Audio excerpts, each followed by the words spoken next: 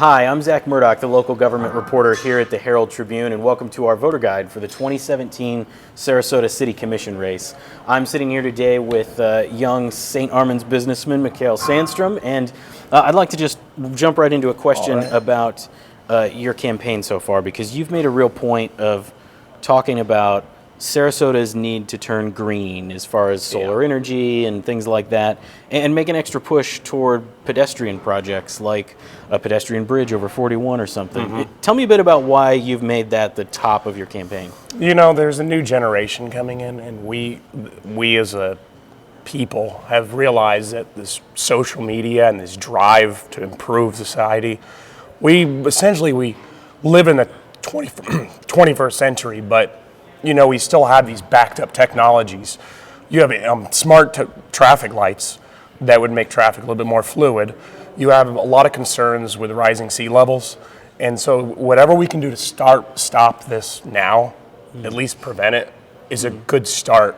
So solar programs, everyone likes the concept of it. It really would cut a lot of costs in the long run if you implement a lot of solar programs. Pedestrian safety, I think, is a no-brainer because there's too many accidents, fatalities. I believe I read in the paper, whether it was a couple days ago, someone got hit again. It happens all the time. So that's a major concern for me, especially when you have traffic that is getting more and more congestion as it goes. So I'm trying to be technology forward, and it's a little bit difficult when you see stagnation occur when people are afraid of new technology, afraid of green energy, and I don't think that's necessarily something that the younger generation, and furthermore, actually people that all generations, they see the benefit in it. Sure, absolutely. Well, out on the campaign trail and at a lot of these forums we've attended, you all have had to address homelessness, and it's such a big issue, and over the last year, I would make the case that the city and county and nonprofits have made a lot of progress. We've moved hundreds of people off the streets and into housing, but we're still struggling, it seems, to try to get everyone on the exact same page, rowing in the exact same direction, and there's still some tension there. So what does the city need to do to try to help push that conversation forward, and what ultimately is the city's role in the spectrum of all that? You know, if the dialogue about helping, being kind, when you have some homeless people, what impression do they have with the city leaders if they aren't treated fairly, if they're looked at as vagrants or vagabonds instead of people that just find themselves in an unfortunate situation?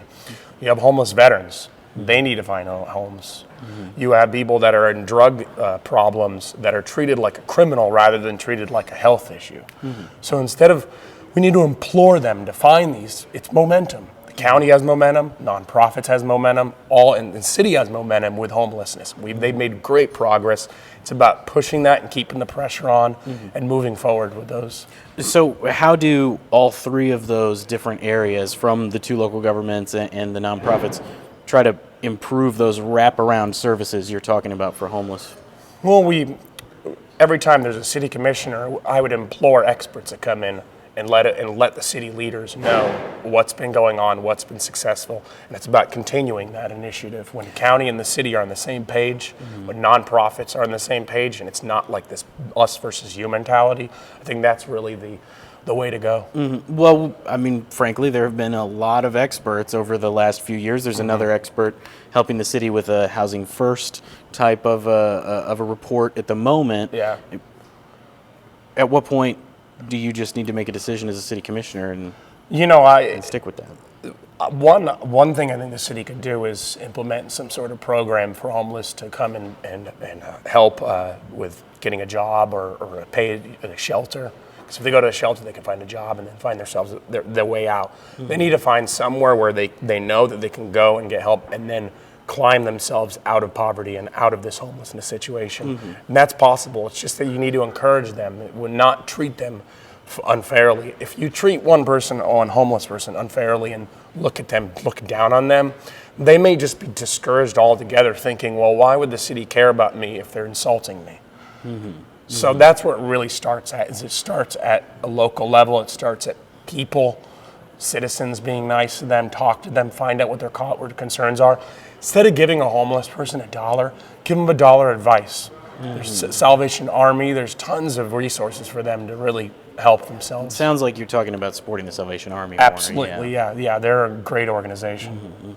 Well, let's take a turn here and talk about another huge issue you all have had to deal with at a lot of these forums with questions from residents about all the downtown development lately.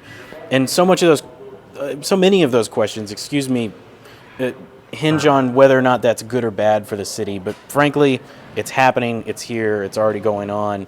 So my real question to you all has been, what does the city need to do to balance the development that's happening now, this big boom, with the kind of idyllic, historic vision of Sarasota? Well, one concern I heard from was talking with various people about their concerns of the development, and one of it was just the look of if you have one roof and then they are all overlooking all these ugly roofs.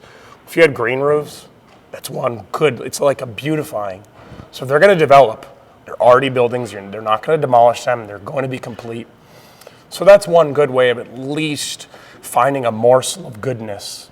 If someone's completely anti-development, they can at least see that it's good to have green roofs. And someone that's pro-development sees the benefit of having a green roof as well.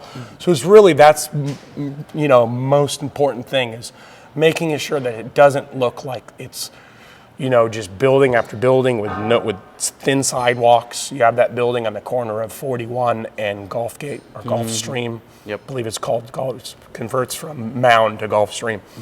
That barely enough room to get around. So really, I think the developers have an incentive to listen to the people because that's how they make their profit. There's been a lot of conversation. You just made reference to the View about the administrative review process, and you've talked a bit about that at candidate forums. And can you explain a little bit about your thinking on whether or not this is the process where city planners would approve something without a public hearing if it meets code? Well, without a public hearing, it feels like the people's voice are not concerned, like no one's going to listen to them. So opening the door for public hearings is essentially opening the door for an open transit, government, an open government where people know what's going on instead of backdoor dealings. And then that's really the risk of having administrative approval when it's just a few people, because that's essentially an oligarchy. And I'm not elected to make decisions based off of myself. I'm elected to make decisions based off the greater good for the community. And how could I come to a solution without having the community and coming in saying, these are our concerns. If I don't know what their concerns are, it's going to be very difficult to be able to implement policy. I see.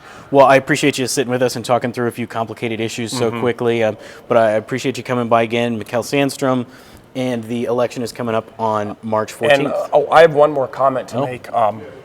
My election is very limited budget, and so if anyone out there feels like money buys politics, you really want someone that really cares about those issues, and it's a little bit sad to see a bunch of money being pushed into politics and less discourse.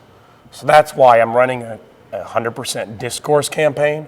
I have campaign funding, but it's not as much as the other candidates. In fact, it's a small fraction of it. So I'm imploring the people, word of mouth, to see how powerful we are as when we come together and not look at politics in terms of buy.